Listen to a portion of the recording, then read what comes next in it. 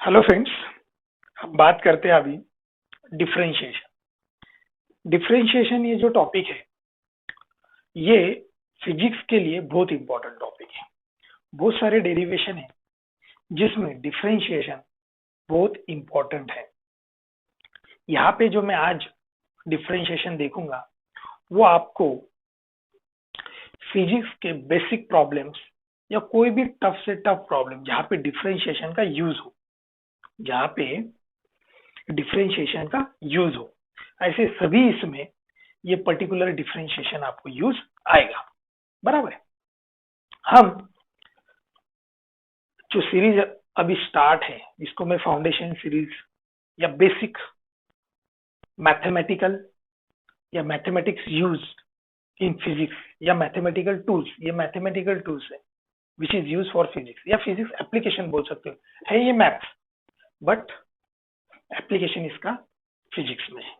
समझ रहे हो? मतलब इसका एप्लीकेशन देखना तो हमें फिजिक्स में अच्छे से देखना है, चाहे वो करंट निकालना है हमें, चाहे हमें वर्क डन निकालना है या पावर निकालना है।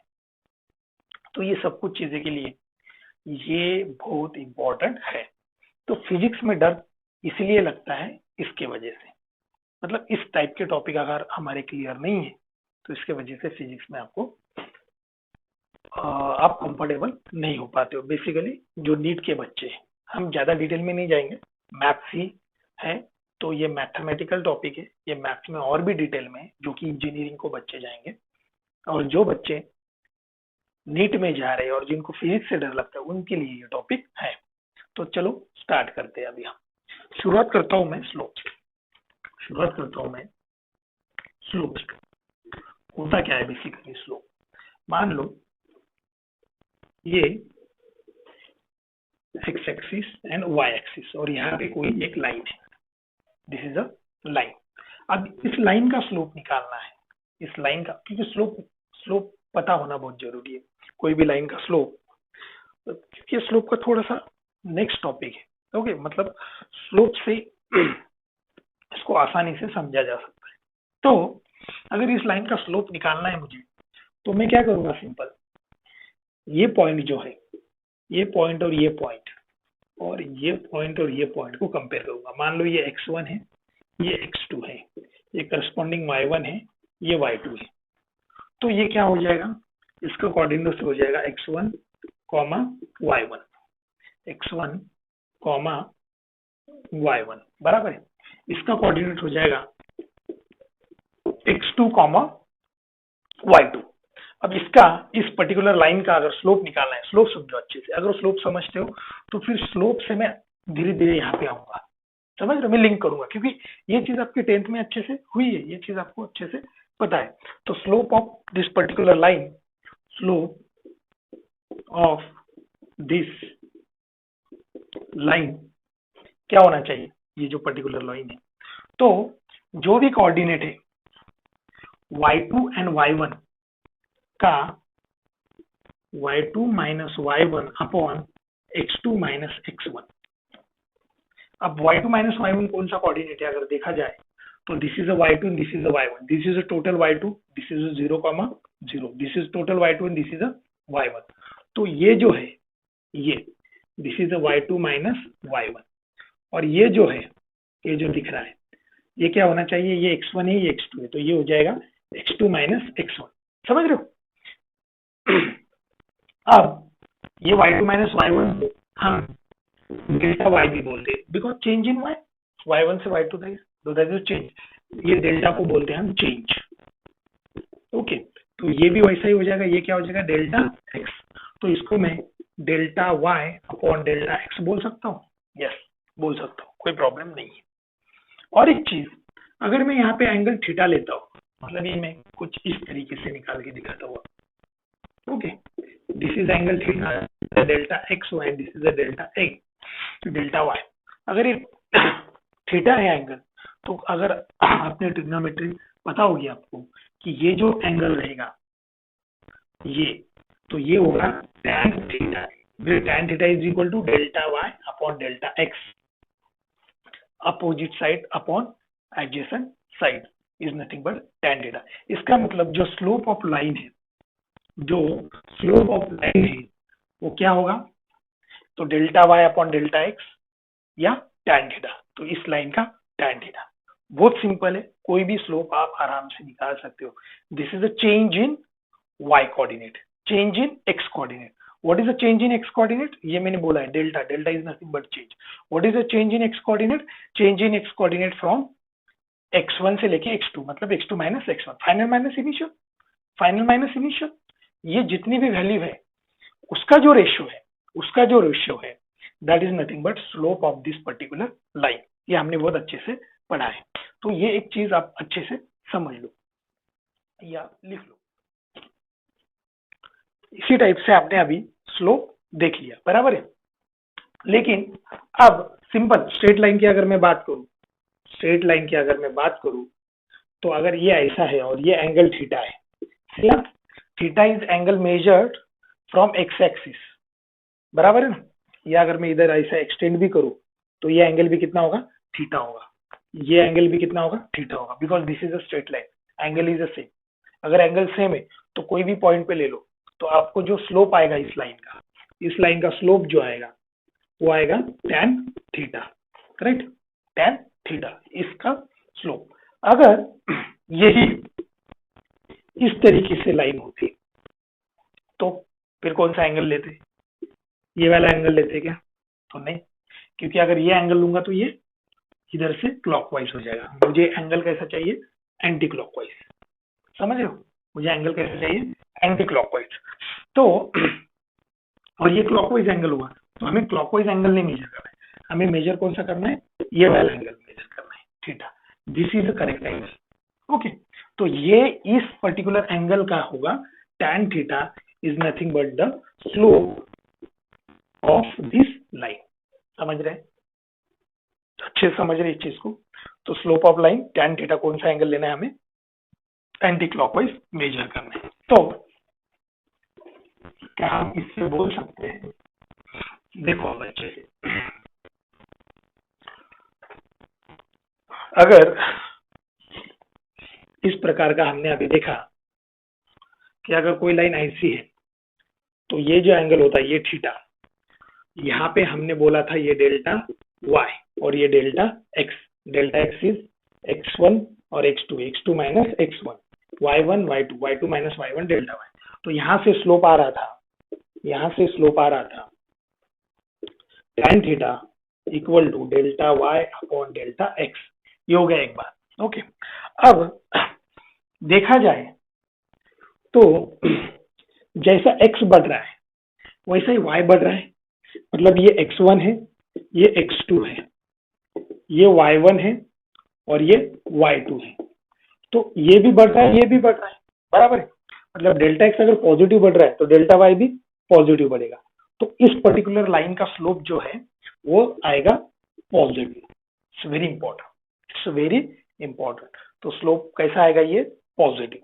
ये स्लोप पॉजिटिव इसलिए भी आया कि जो थीटा की वैल्यू है, जो थीटा की वैल्यू है वो अगर यहां तक आप करें, मतलब लाइन अगर यहां तक है, तो थीटा की वैल्यू जो है 0 से लेके 90 डिग्री तक, 0 से लेके 90 डिग्री तक थीटा, tan थीटा की वैल्यू पॉजिटिव होती है। इसका मतलब अगर इफ थीटा, थीटा की अगर मैं वैल्यू देखूं तो एक तो वो 0 से ज्यादा होना चाहिए, बराबर है, कौन सा वैल्यू, थीटा की वैल्यू, या 90 डिग्री से कम होनी चाहिए, 90 डिग्री से कम होनी चाहिए, तो slope is positive for that particular line. और थीटा मेजर कैसे करना है हमें, थीटा ऑलवेज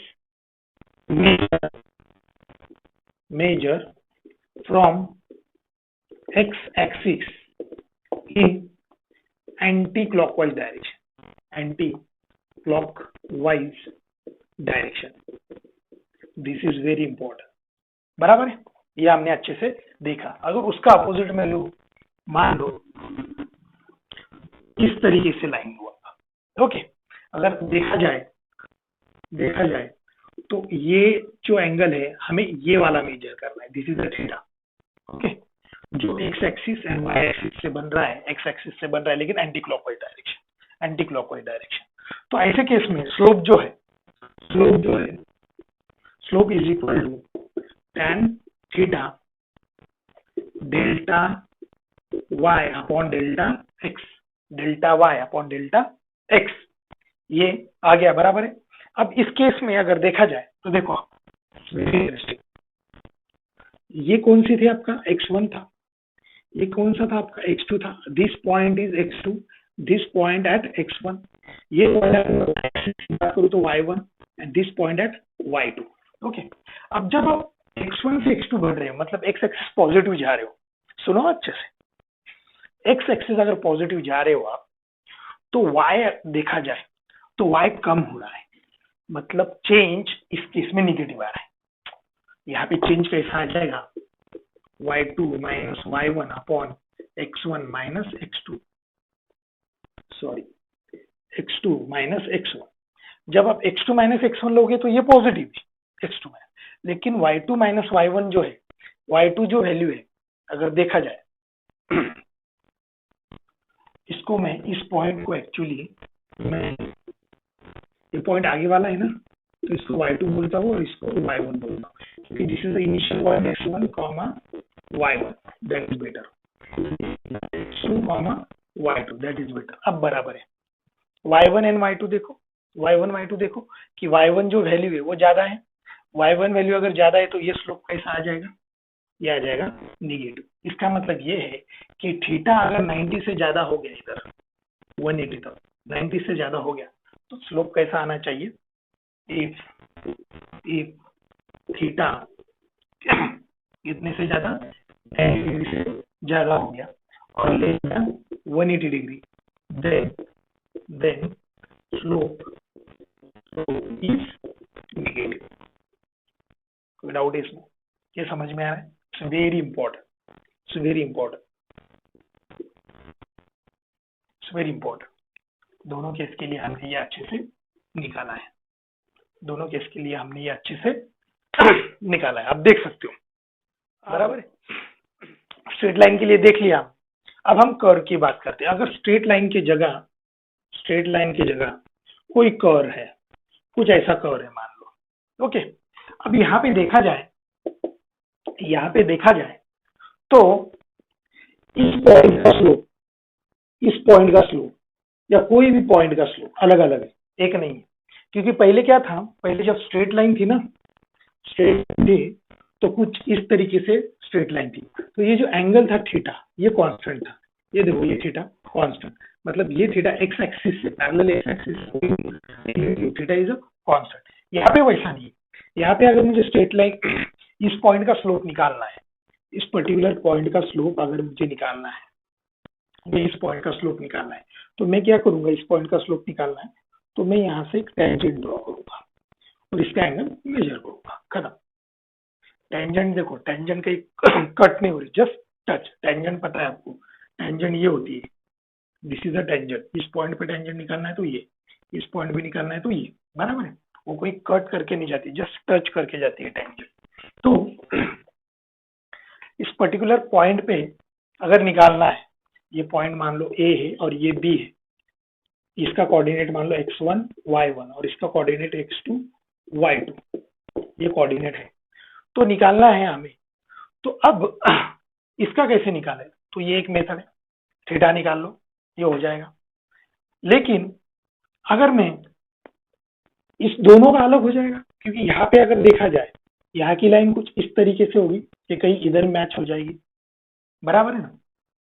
तो अब ऐसे केस में कैसे करें कि कोई पॉइंट का निकालना है या x1 y1 से, तो कैसे निकाले, क्योंकि हम ऐसा नहीं बोल सकते, हम इस तरीके से नहीं बोल सकते, कैसे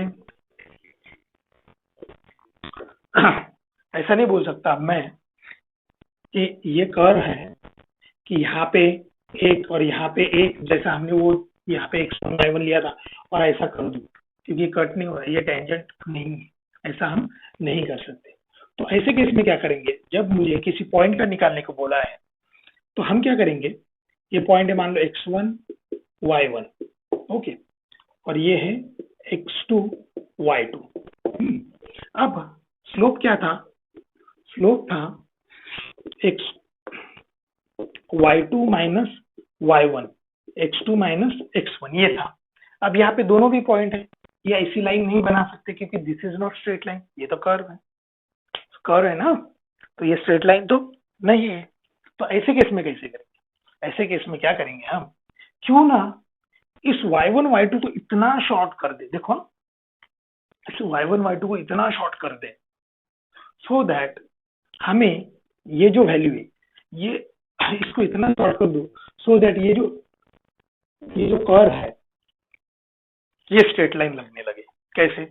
अगर मैं इनको पास लाऊं तो ये दो पॉइंट अगर मैं ले लूँ, ये देखो स्ट्रेट लाइन है, दिस इज स्ट्रेट लाइन, और स्ट्रेट लाइन का हमें पता है सिंपल क्या करना है। तो हम वैसा ही करते हैं कि इन दोनों को इतना पास लाते हैं तो उसको लगभग वो जीरो होने को ही आता है, लगभग जीरो, बट जीरो नहीं, बिल्कुल नहीं। तो उसको मैं बोलता हूं dy, फिर dy इज इनफाइनाइटली स्मॉल, बहुत ही स्मॉल, डिस्क्रीट वैल्यू, बहुत छोटी सी वैल्यू, ओके। और ये x को भी कम करना पड़ेगा जैसा y को कम किया, तो दैट इज अ dx।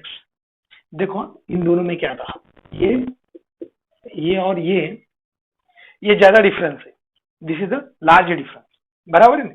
ये पॉसिबल था स्ट्रेट लाइन के केस में, तो हमने क्या किया, उसी को छोटा कर दिया और ये बनाया dy।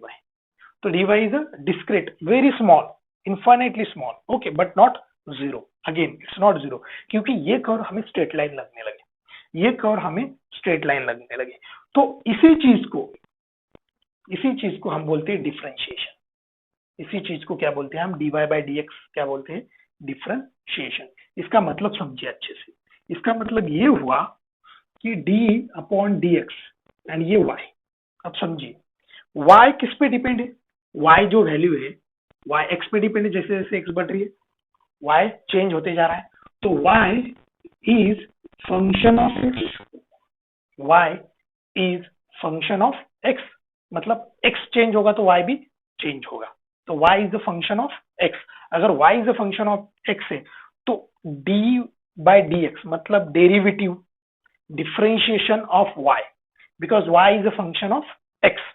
तो ये लेने के बाद हमें स्मॉल dx चेंज पे dy मिल जाएगा, और अगर स्मॉल चेंज ये लार्ज चेंज है, अगर लार्ज चेंज पे लार्ज ये मिलता है, और इन दोनों का रेशियो क्या होता है, स्लोप, तो हमें उस पॉइंट पे भी स्लोप मिल जाएगा। वेरी इंटरेस्टिंग, हमें उस पॉइंट पे भी स्लोप मिल जाएगा। ये कैसा करना है, क्या करना है, मुझे यहाँ तक आपको लाना था, dy बाई dx होता क्या है, बाकी कुछ नहीं, मुझे यहाँ पे आपको लाना था कि dy बाई dx होता क्या है। तो अब हम बहुत फेमस है फिजिक्स में या ज्यादातर क्लासेस में ये चीज पढ़ाते हैं कि कोई इस टाइप का कर्व है, ओके, इस टाइप का कर्व है, और हर पॉइंट पे मान लो ये ए पॉइंट है, ये बी पॉइंट है, ये सी पॉइंट है, और ये डी पॉइंट है। तो ए बी सी डी पे क्या स्लोप है, जीरो है, पॉजिटिव है, निगेटिव है, ये हमें बताना है। तो बहुत सिंपल है, क्या करना है हमें, this is Y axis and this is X axis. क्या करेंगे, what is slope at A B C and D, okay. तो सॉल्यूशन देखो, ए पे स्लोप देखते हैं, ए पे क्या होगा स्लोप, तो क्या करेंगे, बस हम इस तरीके से टेंजेंट खींचेंगे। हमें पता है कि ये लाइन ऐसे है, मतलब 90 से लेस देन, अगर ये 90 से लेस देन है तो this slope is positive, slope यहाँ पे पॉजिटिव कितना है, क्या है वो नहीं निकालना है, एक पॉइंट पे अगर स्लोप निकालना है तो क्या करना पड़ेगा हमें, dy, मतलब वो y2 माइनस y1 बहुत स्मॉल करना पड़ेगा dy, और x2 माइनस x1 भी स्मॉल करके dx, तो dy बाई dx ये निकालना है। वो कैसे निकालना है वो थोड़ी देर बाद हम देखेंगे। तो ये हो गया, इस पॉइंट पे निकालना है, तो इस पॉइंट पे क्या करूंगा, बस सिंपल ऐसे ये बना दूंगा। अब देखो ये टेंजेंट है, यहाँ से x चेंज हो रहा है, लेकिन x के साथ इस ये पर्टिकुलर ये है, y चेंज हो रहा है क्या, y चेंज नहीं हो रहा है। इसका मतलब स्लोप होता है, what is the slope, x2 minus x1 y2 minus y1। x2 minus x1 तो आप चेंज करा रहे हो इस बी पॉइंट के लिए, लेकिन y2 माइनस y1 चेंज नहीं हो रहा है, मतलब y2 y1 कुछ हो नहीं रहा है यार, अगर वो हो नहीं रहा है तो ये चेंज कितना है, 0। ये चेंज 0 और x2 माइनस x1 कितना भी चेंज रहा तो स्लोप 0 हो जाएगा, स्लोप 0 हो जाएगा। वहां पे थीटा की वैल्यू कितनी है, what is the theta value here, 0 है, 90 है, कितना है तो 0 है। यहाँ पे थीटा वैल्यू कितनी है, थीटा इज 0। अगर थीटा 0 है तो tan थीटा क्या होगा, तो slope of b, slope of b क्या हो जाएगा, 0। समझ में, वो कितना रहेगा, 0, क्योंकि tan थीटा tan 0 0। समझ में। व्हाट अबाउट सी, सर सी भी सेम, एट सी सेम, सी भी क्या रहेगा, slope tan 0 0, correct. What about D, D कैसी लाइन डालेंगे हम, इस साइड, बराबर, और ये एंगल मेजर हुई है थीटा। अब थीटा क्या है यहाँ पे, व्हाट इज थीटा, थीटा है 90 डिग्री लेस। अगर 90 डिग्री लेस है तो स्लोप इज पॉजिटिव, तो डी पे क्या रहेगा, slope theta is less than 90 degree, so slope is positive, slope is positive. और एक पॉइंट लेता हूँ ये वाला, मान लो ये पॉइंट है, ये पॉइंट पे स्लोप पूछा, तो ये पॉइंट पे स्लोप अगर पूछते हैं तो इस तरीके से लाइन डालेंगे हम, ये लाइन डालेंगे, तो ये तो कट हो रही है इधर, अरे उधर तक जाना ही नहीं हमें बस यहाँ तक थीटा, इसे क्या होगा, थीटा ई पॉइंट पे क्या हो जाएगा, ग्रेटर देन 90। अगर थीटा ई पॉइंट पे ग्रेटर देन 90 है तो हमें पता है अगर ग्रेटर देन 90 है तो स्लोप क्या होना चाहिए, निगेटिव, स्लोप क्या होना चाहिए, निगेटिव, बराबर। और दिख ही रहा है यार, नीचे आ रहा है निगेटिव, ऊपर जा रहा है पॉजिटिव, कहीं नहीं जा रहा है, सेम है, 0 स्लोप, 0 स्लोप, ऊपर जा रहा है पॉजिटिव, पॉजिटिव, 0, निगेटिव, नीचे आ रहा है तो निगेटिव, ऊपर जा रहा है तो पॉजिटिव स्लोप, बस इतना याद रखना है हमें। ऊपर जा रहा है कोई लाइन तो पॉजिटिव स्लोप विथ एक्स आगे बढ़ रहा है, ऊपर जा रहा है तो पॉजिटिव, एक्स के साथ वो नीचे आ रहा है तो निगेटिव स्लोप, कहीं नहीं जा रहा है, एक्स आगे जा रहा है लेकिन वो कहीं नहीं जा रहा है, एक पॉइंट बना बैठा है ऐसा, तो 0 स्लोप। तो this is all about the particular slope की कौन से रीजन में क्या स्लोप होगा, whether it is a positive, whether it is a negative, ये अच्छे से आपको आना। अब हमने बहुत अच्छे से देखा कि स्लोप क्या होता है, ओके। अब एक चीज आपको अच्छे से समझनी चाहिए कि कुछ एवरेज वैल्यू जैसी कंसेप्ट है क्या, ओके। तो उससे थोड़ा सा मैं बात करता हूँ। देखो अभी हमने इसका स्लोप देखा, क्या आया था, y2 minus y1 upon x2 minus x1, right. तो अगर देखा जाए तो व्हाट इज एवरेज, एवरेज जो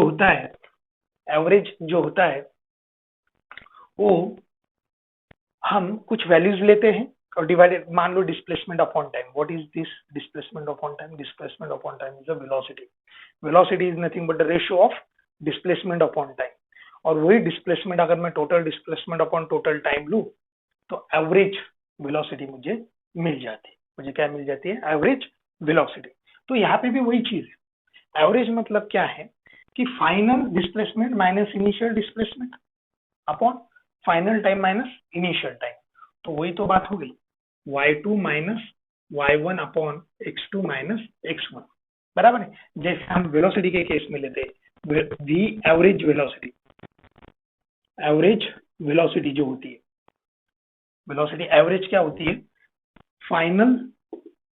final displacement minus initial displacement upon total time taken, या फाइनल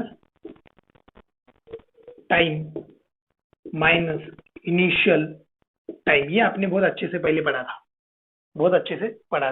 तो ये वही तो हो गया। तो ये टोटल हम बोलते थे delta s, delta s change in displacement upon change in time, final minus initial change ही होता है, तो delta s upon delta t is nothing but the average velocity,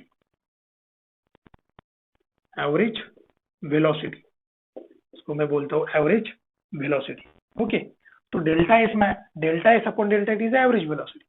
तो ये एवरेज निकालने का तरीका y2 minus y1 upon x2 minus x1 जो था, जिसको हम स्लोप बोल रहे थे अभी तक, वो एवरेज तो है, जिसको हम स्लोप बोल रहे थे वो एवरेज तो है।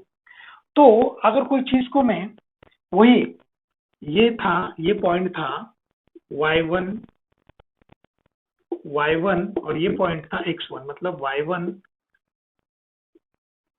x1 एंड y1 पावर, और ये पॉइंट था x2 y2, ये क्या था x2 एंड y2, बराबर है। तो अब देखो बहुत अच्छे से, x2 minus x1 change, final time minus initial. अगर ये x2 की जगह टाइम होता और ये y की जगह डिस्प्लेसमेंट होता तो ऐसा तो कुछ आता, मतलब वो एवरेज निकाल रहे थे, इसका मतलब एवरेज की बात, वो तो स्लोप था सर, वो एवरेज था एक्चुअली। तो क्या सर कोई लाइन का अगर मैं स्लोप निकालूं तो वो एवरेज होता है? तो यस, एवरेज होता है। वो क्या होता है? एवरेज। एवरेज वैल्यू मतलब ओवरऑल ड्यूरेशन की average value. Overall delta t, total T में इतना एवरेजली वो चला हो, इतना एवरेजली वो डिस्प्लेसमेंट हुआ होगा, इसका मतलब that particular value is called as average. अब डिफरेंशिएशन के पास आते हैं। अब क्या करते हैं, मुझे ये पूरी ड्यूरेशन का एवरेज नहीं चाहिए, मुझे किसी इंस्टेंट का स्पीड चाहिए, वेलोसिटी चाहिए। कोई इंस्टेंट पे कितनी वेलोसिटी, टोटल ड्यूरेशन में कोई जरूरत नहीं है। समझो अच्छे से, total duration delta t, total displacement delta s, average मिल गया। सर मुझे टोटल का कोई लेना देना नहीं, मुझे और शॉर्ट कर जो और एक इंस्टेंट का बताइए, एक इंस्टेंट का बताइए। इसका मतलब y2 एंड y1 एकदम शॉर्ट कीजिए, जैसे कर्व में किया था, x2 x1 भी शॉर्ट कीजिए और एक इंस्टेंट का बताइए। शायद उसी को मैंने क्या बोला था, उसी को y2 y1 अगर शॉर्ट किया तो उसको बोला था dy, और इसको बोला था dy, और इसको बोला था dx। इसका मतलब ये डेल्टा एस और डेल्टा टी की जगह अगर मैं डी एस डी लिखूं तो वो एवरेज वेलोसिटी नहीं होगी, वो अब उस इंस्टेंट की वेलोसिटी होगी, और उस वेलोसिटी को नाम देते हैं हम instantaneous, instantaneous velocity, instantaneous velocity. इसका मतलब अगर आपको इंस्टेंटेनियस वेलोसिटी चाहिए या किसी इंस्टेंट पे चाहिए तो क्या D S by D T ये लेना ठीक होगा, और delta S by delta T चाहिए तो एवरेज मिल जाएगा टोटल ड्यूरेशन का, और कोई इंस्टेंट का चाहिए तो ये। तो यही है डिफरेंशिएशन, यही पढ़ रहे हैं हम डिफरेंशिएशन। सर फिर डिफरेंशिएशन इसके लिए क्या, इंस्टेंट का निकालने के लिए? एग्जैक्ट, कोई एग्जैक्ट वैल्यू, एक पॉइंट की वैल्यू मुझे निकालना है तो उसको छोटा कर दीजिए, इस फॉर्म में आ जाएगा, उसी को डिफरेंशिएशन बोलते हैं, उसी को डिफरेंशिएशन बोलते हैं। तो differentiation is nothing but delta Y upon delta X. तो ये किसके लिए, इसके लिए ये मिल जाएगा हमें इंस्टेंट के लिए, कोई इंस्टेंट के लिए, कोई इंस्टेंट के लिए, बराबर है। तो dy बाई डी एक्स होता क्या है basically, dy by D x होता क्या है, मान लो इसको मैं मिटा देता हूं,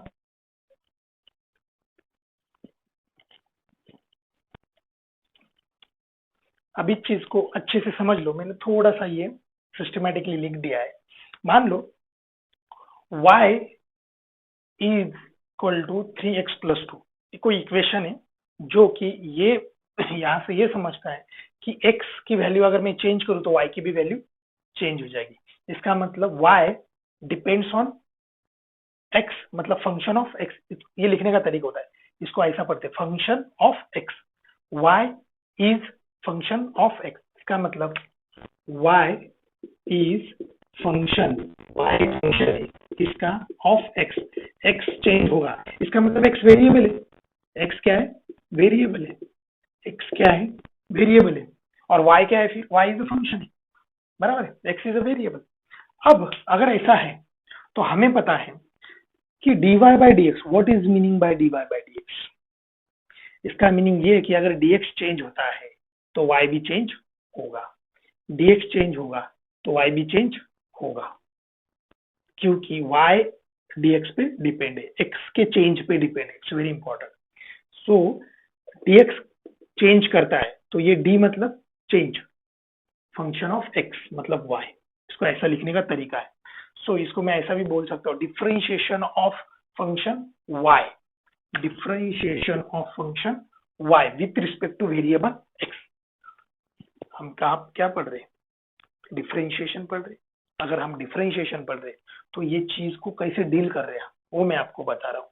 dy बाई डी एक्स का फिर क्या मतलब है, हमने अभी मतलब क्या निकाला होगा, इंस्टेंटेनियस बोला मैंने, तो instantaneous rate of change, instantaneous rate of change of function y, ये बराबर है instantaneous rate of change of function y with respect to variable x। ये रेट ऑफ चेंज है ना, rate of change of y with respect to x, rate of change of y with respect to x। x change हो रहा है तो क्या rate से, अगर x चेंज हो रहा है तो क्या रेट से y चेंज हो रहा है। x 2 सेकंड से चेंज हो रहा है तो क्या रेट से y चेंज हो रहा है, क्या y 5 से चेंज हो रहा है या 10 से चेंज हो रहा है या 20। इसी को तो रेट बोलते हैं। This is the rate of change of y with respect to x। Instantaneous क्यों बोला मैंने बताया, एवरेज नहीं बोल सकता इसको। एवरेज के लिए d और dy की जगह क्या लिखूंगा मैं, ये एवरेज होता है delta y upon delta x। इसको मैं एवरेज वैल्यू काउंट करता हूँ, बराबर है। तो ये चीजें आपको अच्छे से समझनी है। अब हम देखेंगे इसके फॉर्मूले कि ये dy बाई डी एक्स के फॉर्मूले क्या है, इसके लिए कैसे सॉल्व कैसे करें इस चीज को हम सॉल्व कैसे करें, ये आप लिख लो। अब हम लॉज देखेंगे, लॉ ऑफ डिफरेंशिएशन। ये ठीक है, y कुछ फंक्शन है x का, मतलब x वेरिएबल x चेंज हो रहा है, y भी उस हिसाब से चेंज हो रहा है।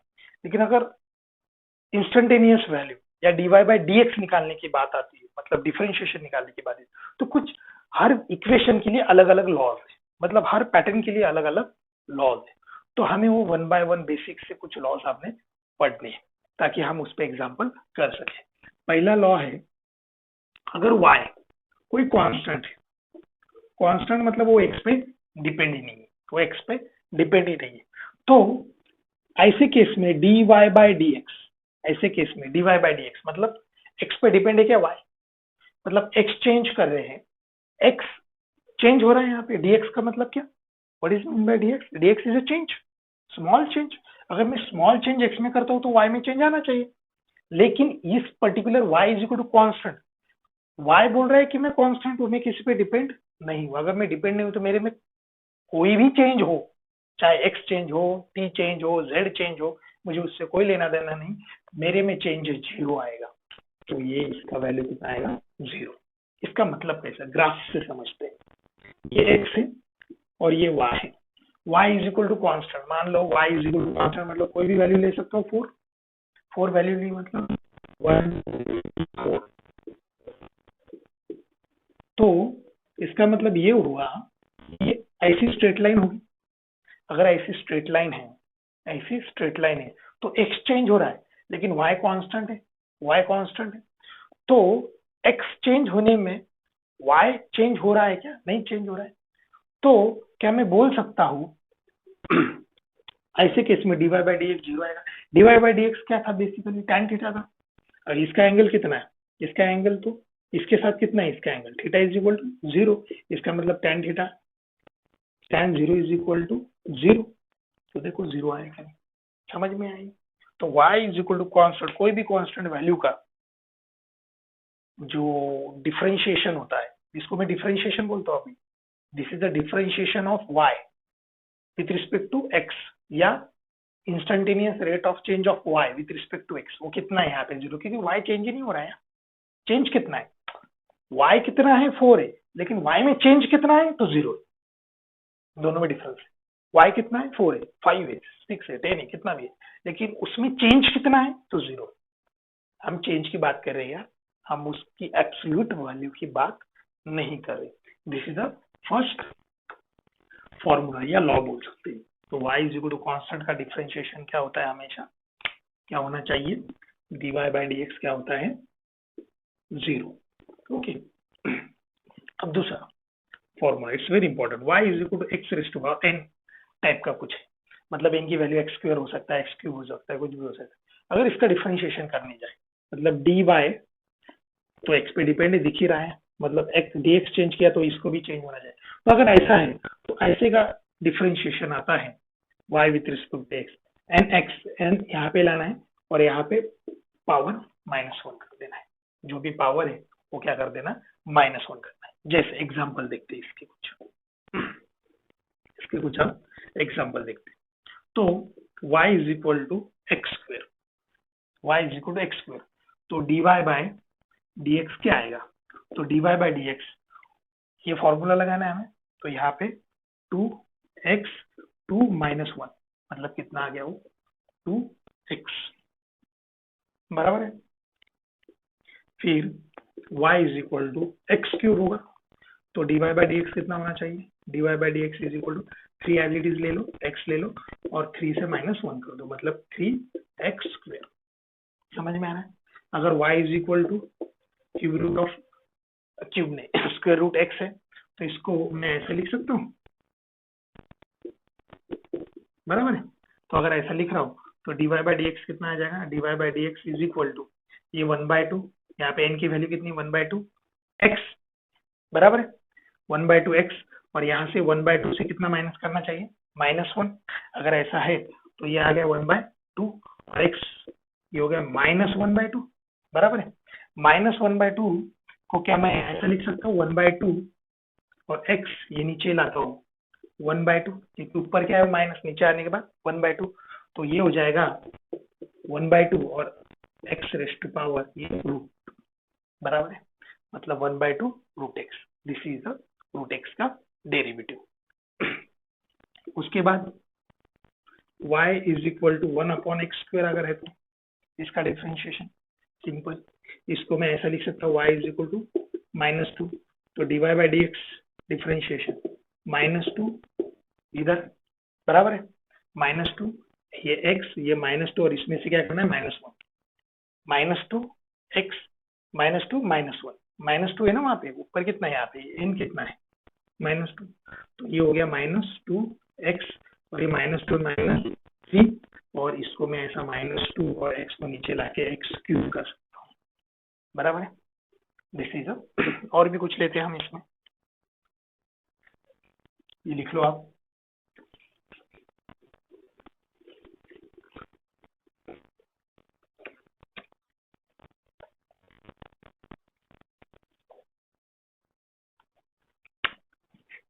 y is equal to 1/x, अभी क्या लिया था हमने, ओके रूट एक्स, तो इसका आएगा y is equal to root X, ऊपर जाने के बाद मतलब ये मैं ऐसा भी लिख सकता हूँ, और ये ऊपर जाने के बाद, बराबर है। अब इसको आराम से कर सकते हैं dy बाई डी एक्स, ये -1/2 n x n और -1 ये माइनस, तो ये आ जाएगा -1/2 x, और ये -1/2 -2 कितना हो जाएगा, वो -3/2, ओके। उसको हम नीचे ला सकते हैं -1/2 x और ये 3/2, -3/2 का x raise to power -3/2 plus 3/2, तो इस तरीके से हम ये फॉर्मूला आसानी से लगा सकते हैं, ओके। तो ये एक फॉर्मूला हो गया। उसके बाद अगर ये एक और फॉर्मूला तो नहीं है इसका, ये y is equal to X, इसका डिफरेंशिएशन क्या होगा, मतलब जितना x है उतना y, जितना x में चेंज होगा उतना ही y में चेंज होगा, तो ये dy बाई डी एक्स कितना आना चाहिए, जितना इसमें मतलब ये रेशियो क्या आना चाहिए, 1 आना चाहिए, ये रेशियो क्या आना चाहिए 1 आना चाहिए। देखो x मतलब क्या, y x raise to power 1 बोल सकता हूँ इसको, बस ये फॉर्मूला फिर से लगा दो, dy बाई डी एक्स ये 1, ये x 1 -1, 1 -1 कितना होता है 0, तो x रेज़ टू पावर 0 कितना होता है 1, x रेज़ टू पावर 0 कितना 1, तो ये कितना बचा, यहाँ 1 ही बचा, बराबर। इसका मतलब x का differentiation y is equal to x का डिफरेंशिएशन क्या आना चाहिए, dy बाई डी एक्स 1 ही आना चाहिए, मतलब जो वेरिएबल एज इट इज है y is equal to x, तो उसका डिफरेंशिएशन क्या आना चाहिए 1 आना चाहिए।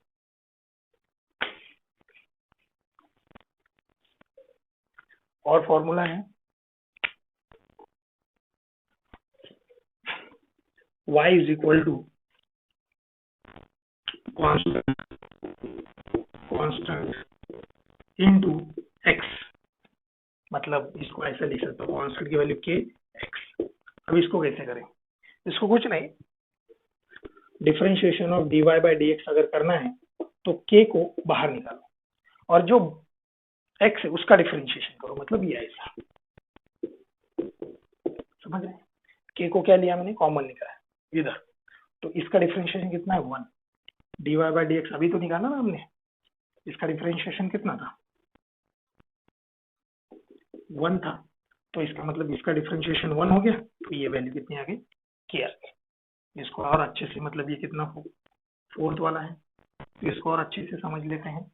मतलब y is equal to 3x² है, इसका डिफरेंशिएशन कैसे करेंगे, dy by dx is equal to 3 constant, और इसका डिफरेंशिएशन करना है, इसका x² का।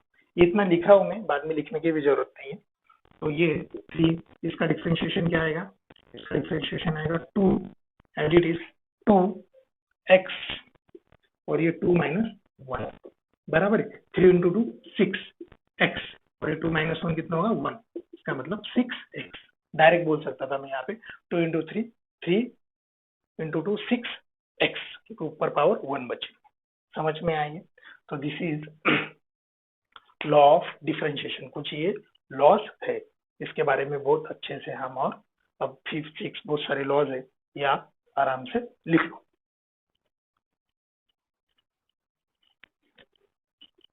नेक्स्ट हमें फिफ्थ वाला देखना है। अभी फिफ्थ वाला y is equal to exponential, अगर कोई टर्म है तो e raise to power x, अगर ये एक्सपोनेंशियल टर्म है तो dy बाय dx, मतलब अगर ये एक्सचेंज करूंगा, x पे तो y डिपेंड दिख ही रहा है, अगर मैं एक्सचेंज करूंगा तो इसका जो ये आएगा डिफरेंशिएशन वो वही आता है, e raise to power x ही आता है। ओके, इतना आपको याद रखना कि e raise to power x का differentiation e raise to power x, very simple. e raise to power मतलब एक्सपोनेंशियल कोई टर्म है, एक्सपोनेंशियल समझ तो नहीं, ऐसे बहुत फास्ट बढ़ रही है, ये x छोटा सा बढ़ रहा है, y बहुत फास्ट बढ़ रहा है, तो जो चेंज आएगा वो भी उस हिसाब से फास्ट होगा, बराबर। तो इसके कुछ एग्जांपल देखते हैं। इसका एग्जांपल तो नहीं है, इसमें और एक फॉर्मूला में एक ऐड कर सकता हूँ, 6 इज इक्वल टू, मतलब next formula e raise to power ax, अगर है x के साथ कुछ वैल्यू है। ओके, तो अगर ऐसा है तो dy बाय dx डिफरेंशिएशन क्या आएगा with respect to x is equal to a e raise to power ax, मतलब a एज इट इज, लेकिन क्या होता है ना, इसका डिफरेंशिएशन करना है।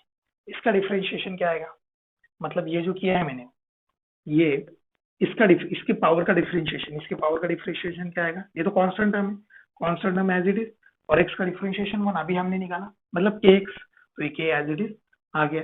अब इसका अगर मुझे एग्जांपल देखना है तो एग्जांपल क्या दिखूंगा मैं, एग्जांपल दिखूंगा कि y is equal to e raise to power 3x, तो क्या आ जाएगा dy by dx e raise to power 3x as it is, और इसका डिफरेंशिएशन 3x का डिफरेंशिएशन क्या आएगा, ओनली 3, बराबर है। अगर ये ऐसा रहा तो y is equal to e raise to power 3x²। अब क्या करूंगा, y e raise to power 3x² as it is, और इसका डिफरेंशिएशन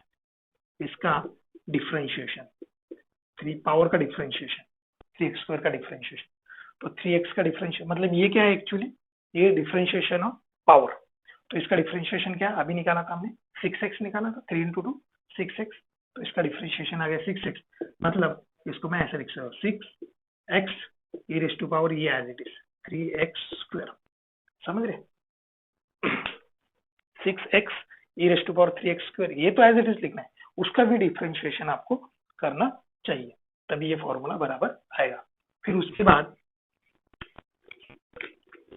बाद देखा जाए तो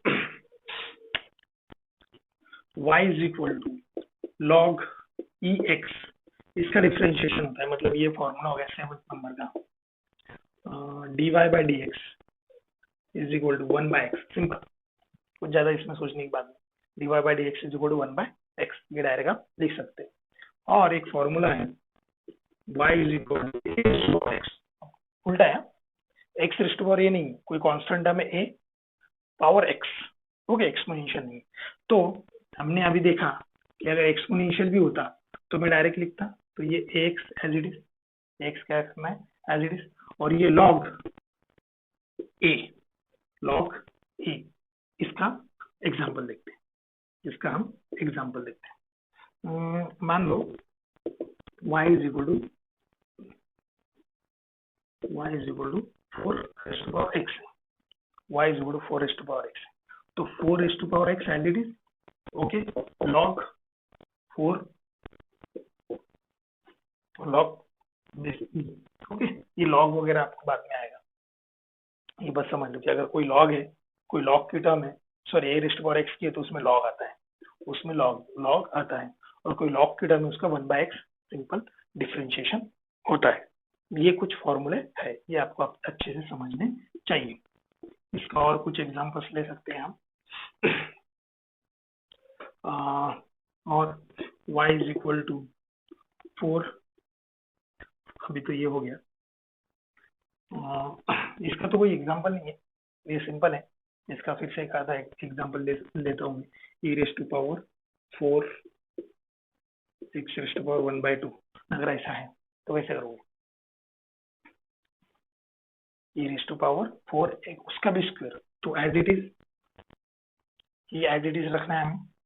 e 4x 1/2 और डेरिवेटिव dx d/dx। हाँ, यहाँ पे y चाहिए था ना, तो y की जगह मुझे जिसका डेरिवेटिव निकालना है, इसका डेरिवेटिव निकालना है। ठीक है, दैट इज बेटर। तो ये आ जाएगा e4, ये एज इट इज, और इसका डेरिवेटिव क्या आना चाहिए? इसका डेरिवेटिव nx का फॉर्मूला, ये वाला फॉर्मूला, nx n-1 का फॉर्मूला।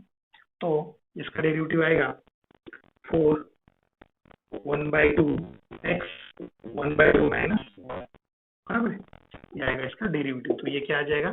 ये एज इट इज 4x 1/2 और ये 2, ये x 1/2 माइनस 1/2। बस ऐसा उसको फिर से नीचे ला सकते हो, उसका नीचे ला सकते हो, मतलब ये ऐसा कर सकते हो 2e 4x 1/2 और डिवाइड, ये x को नीचे लाके √2 ऐसा हम लिख सकते हैं।